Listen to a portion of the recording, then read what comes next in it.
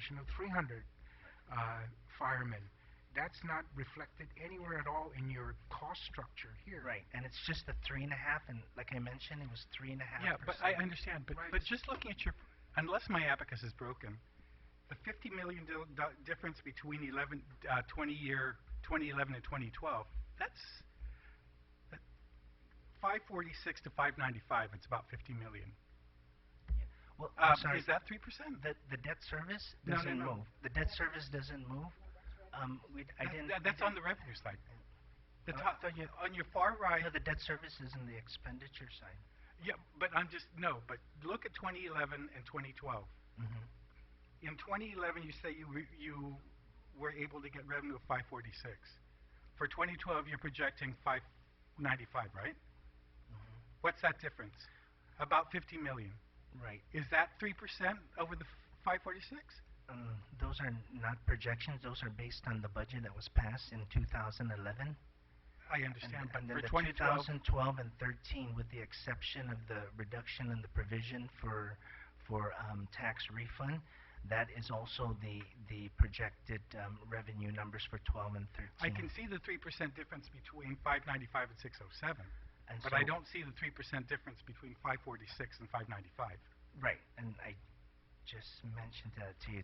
The 2011 was used based on the budget for 2011, and then the 2012, with the exception of the reduction on the provision, the tax refund, that's the same revenue number that was used. I know, John, but you're telling me, or at least you're saying that there's going to be a shortfall this year.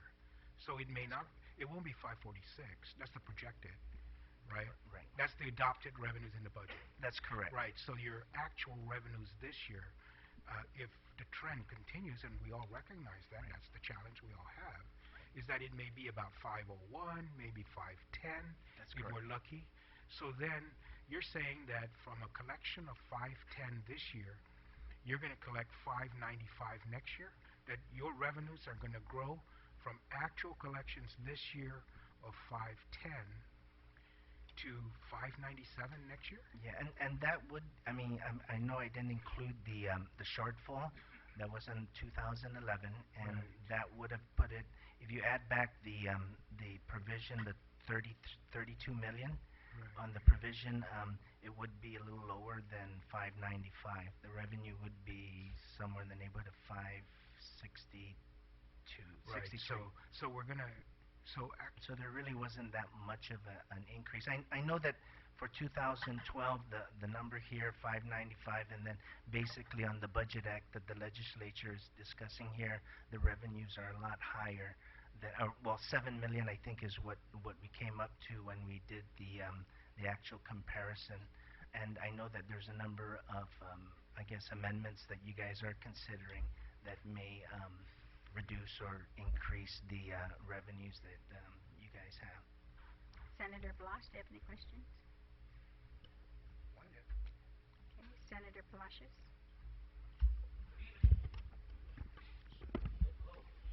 Welcome, Governor. It's an honor to see my colleagues. Am I interrupted? Well, we're just going down the line right now for the senators to ask any questions. If I can please, former member of the legislature who looks and honors. Governor, yes, Be here please to have see a seat, and we'll, and Can I make an opening presentation? and the mic, of course, there. Yes, of course, you're welcome to. My esteemed colleagues, good evening. For some of you, I've never served with you. I wish I did. Some good people. For some other of you, I've served together. I want to wish you welcome, good evening.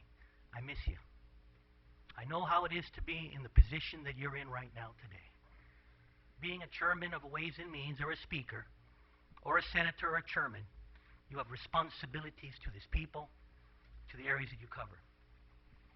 I have responsibilities as governor of Guam, and I don't take them lightly.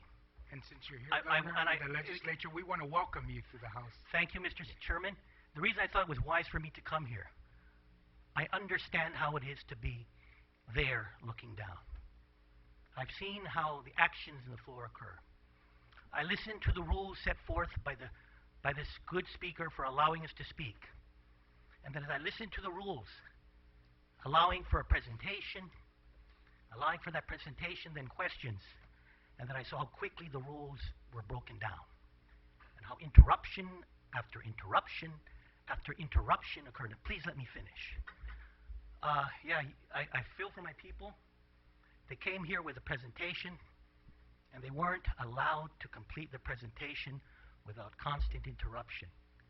And of course, questions, and very good questions. I'll tell you, my time as Ways and Means Chair, I faced some very difficult questions presented by the minority, and I thank you for that. It made me a better Ways and Means Chair. And when we lost and I was a minority, I had questions as well.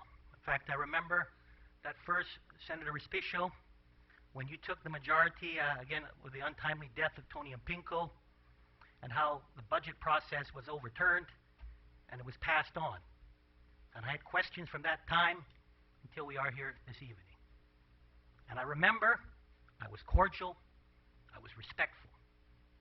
Some personal shots were taken. Senator Cruz, Senator Respicio, Senator Pangilinan, questioning my competency of myself or my people. The sky is falling. I remember, in fact, I found out Bertha Duenas is working with you, Senator Pangilinan.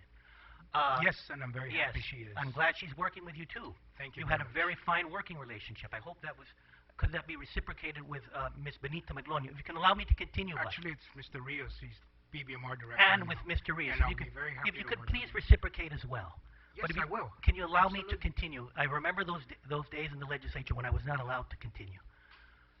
And all those times when I questioned the revenue projections, and you're right, that BBMR director and you had it online. Everything was hunky-dory, and Senator Calvo, you are causing fear. You are again Chicken Little. Well, the facts speak for themselves.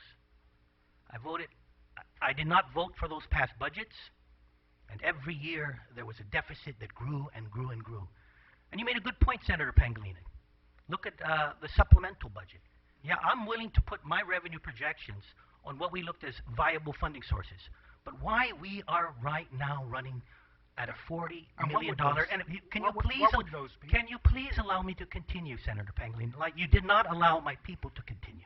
Governor, The reason why we are, Carl said he was finished. I would like to know, and I want the public to know, why revenue projections are falling short for this fiscal year.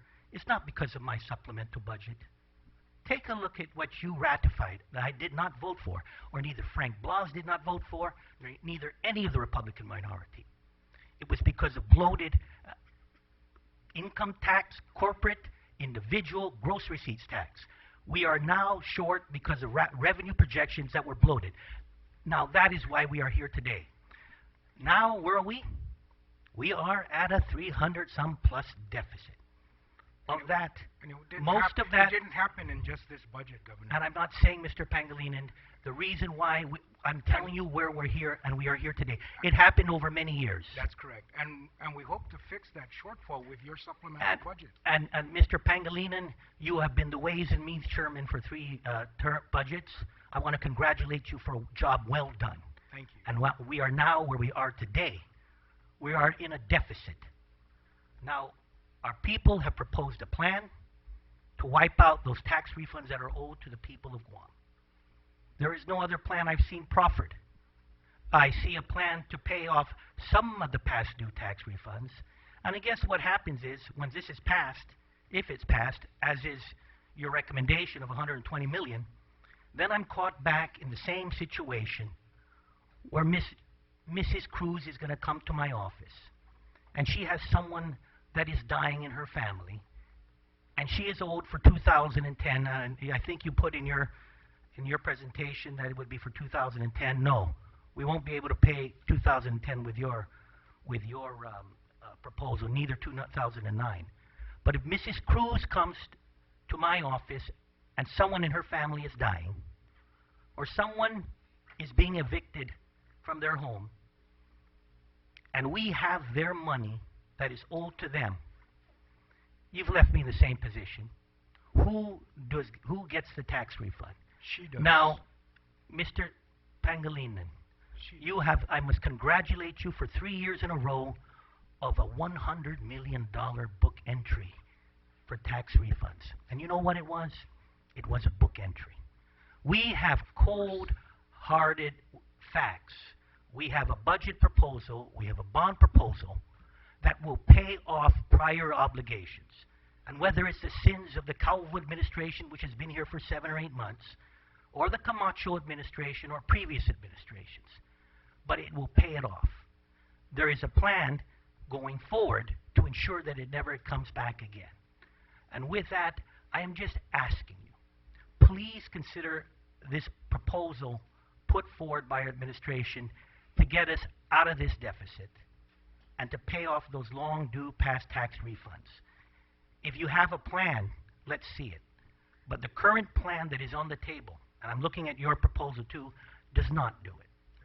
And maybe a mini bond can flow in 2017 or 16, but maybe it won't. I don't believe that many people in this island can wait to 2016 to solve an issue that has been long-standing for 20 years. With that, I think I've taken up too much time. I trust all of you. I know you're all here working for the people. This is not partisan politics. This is all about working for the people. And I'm going to be praying tonight. I'm going to be praying tonight for my administration, and I'm going to be praying tonight for this legislature, because we have it in our power. We have it in our power to end 20 years of taking money from the people, money that was rightfully theirs. Thank you, and God bless you. Thank you very much, God Governor. bless Wait a minute, Governor. I don't think you should leave. We're all, please, I hope you have some time to spend the evening with us. So after we get through the need to pay these past due Sure, tax Senator refunds, Fiscal, I wish this are you was gonna in leave? session, by the way. No, I'll stay here. I wish we were in session. Because- Can I tell you something? I'm offended. You asked our people to do It's an the oath, law. and Nobody should be this is not offended. even a hearing. This is not even a round table. This is a presentation. Do you have a problem that they swore under oath? No, I have a problem that this is not a formal event. What is this? Is this a round table? No. Is this a press conference? I guess that's what it is.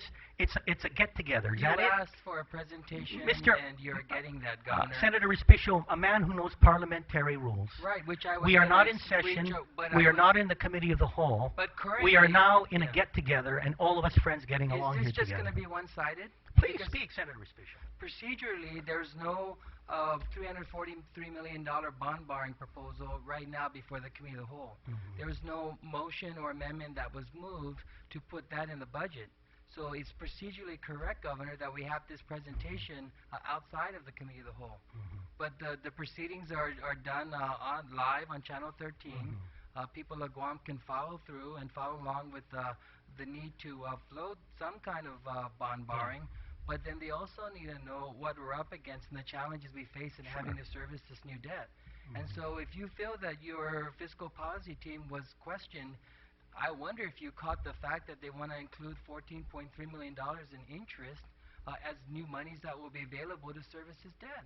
Oh, we all know that $14.3 million in interest is interest owed to the people of Guam because But we have you- not paid tax refunds. Sure, but We do know that if this bond is issued, that interest will be wiped away.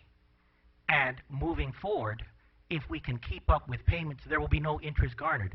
But the track history, and I beg your indulgence, Mr. Rules Chairman, you've been in the majority for quite some time. You took over that first budget before Senator Pangilinan did. You know, we've had these past 4 years where this deficit has grown.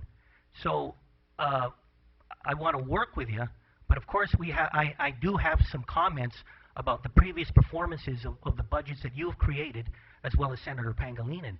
So I understand your concern for conservatism. I consider myself a very conservative guy. And I must congratulate you for claiming that we collected exactly what you've projected. For the next fiscal year, Well, no, but when you were Ways and Means Chairman, but you didn't factor in the reconciliation of the Section 30s monies. no, If actually, those Section 30 monies didn't come in, Governor, then